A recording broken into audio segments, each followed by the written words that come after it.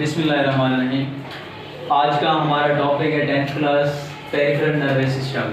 पीछे हमने डिस्कस किया था सेंट्रल नर्वस सिस्टम को, ठीक है। उसमें हमने ब्रेन के बारे में पढ़ा था, ठीक है। तो आज हमने इसको डिस्कस करना है पेरिफेरल नर्वस सिस्टम। पेरिफेरल को हम PNS से भी यानी कि मेंशन करते हैं। तो पेरिफेरल नर्वस सिस्टम से दो चीज़ें हमारी रिलीज होती हैं, एक को हम नर्व्स का नाम देते हैं और दूसरा हमारे पास गैंग्लियन है, ठीक है। इसके अलावा अगर हम इसको देखें भाई, ये जो नर्व्स हैं हमारे सेंट्रल नर्वस सिस्टम से निकलती हैं। ये जो नर्व्स हैं ये nerves arrive from central nervous system, ये हमारे सेंट्रल नर्वस सिस्टम से निकलती हैं। ये आपको कुछ यानी स्ट्रक्चर दिखाई दे रहा है, जैसा कि ब्रेन से जो हमारी नर्व्स निकलती हैं उसको हम क्रेनियल नर्व्स का नाम देते हैं, क्रेनियल नर्व्स। और क्रेनियल नर्व्स में 12 पेयर होते हैं नर्व्स के, 12 पेयर नर्व्स के होते हैं। ये आपका MCQ पूछा जा सकता है। इसी तरह अगर हम स्पाइनल कार्ड की बात करें तो हम जानते हैं कि हमारा जो वर्टिब्रल कॉलम है, ये आपको पीछे जो बैकबोन नज़र आ रहा है, ठीक है, इसके नीचे इस साइड पे ये हमारा स्पाइनल कार्ड होता है, ठीक है। स्पाइनल कार्ड में जो नर्व्स होती है ना उसको हम स्पाइनल नर्व्स का नाम देते हैं, और उसके जो पेयर है वो हमारे पास 31 पेयर है। ये भी आपका MCQ बन सकता है। तो हम देखते हैं पहले क्रेनियल नर्व्स क्या होते हैं। इसमें तो हमने डिस्कस किया था भाई, क्रेनियल नर्व जो हमारे ब्रेन से नर्व निकलती हैं, ठीक है। ब्रेन को हम क्रेनियल का नाम देते हैं। तो 12 पेयर होते हैं इसमें। तो ये किन चीज़ों पर मुश्तमिल होती है? ये दो चीज़ों पर मुश्तमिल होती है। एक तो सेंसरी नर्व इसमें पाई जाती है क्रेनियल नर्व में, ठीक है, और दूसरी हमारे पास मोटर नर्व पाई जाती है। इसके अलावा अगर हम स्पाइनल नर्व की बात करें तो उसमें 31 पेयर होते हैं, ठीक है, नर्व्स के। तो ये किससे मिलकर बनी होती है? ये स्पाइनल जो नर्व होती है, जो हमारा स्पाइनल गार्ड होता है, ये मिक्स्ड नर्व से मिलकर बनी होती है।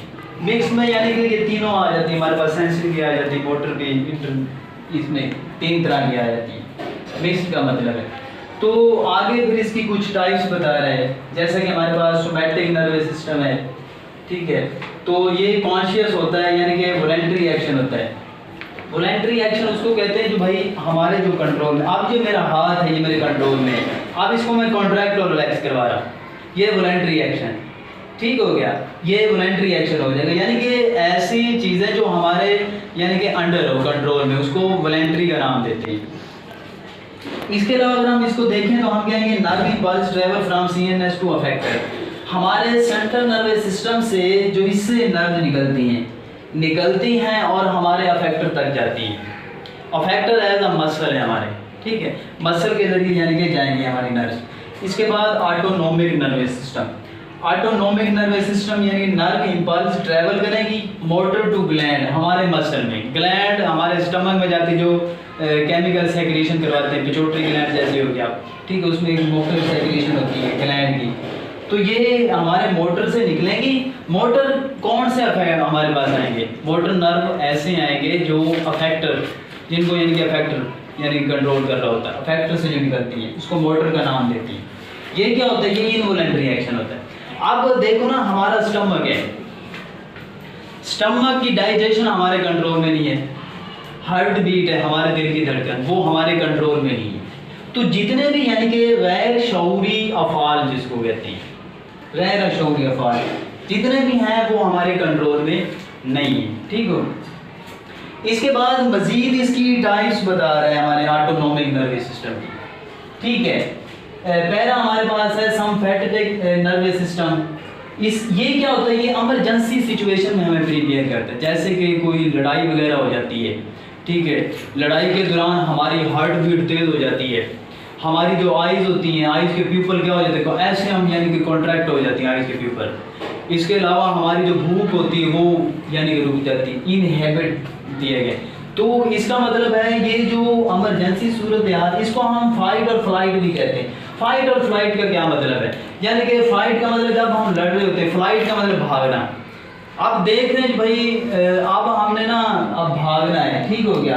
तो ये हमें यानी कि भागने में भी हेल्प करवाता है, बचवाता भी है, जब यानी कि लड़ाई के मौके पर या किसी और सिचुएशन पर, ठीक हो गया। इसके अलावा इसके अगर हम देखें तो हमारी हार्ट बीट तेज हो जाए जब हम यानी कि लड़ रहे होते हैं, ठीक हो गया। कोई इमरजेंसी सूरत है, कोई एक्सीडेंट अल्लाह ना करे हो जाता है, या कोई ऐसा हादसा पेश आ जाता है इमरजेंसी सिचुएशन में, ठीक है, तो हम क्या हो रहे होते हैं, यानी कि हमारे दिल की धड़कन इंक्रीज हो जाए, हार्ट बीट, डाइजेशन हमारी स्टॉप हो जाती है, डाइजेशन स्टॉप हो जाती है। इसके अलावा पीपल कंट्रैक्ट हो जाते हैं, हमारी आंखें की जो पीपल होती है वो कंट्रैक्ट हो जाती है।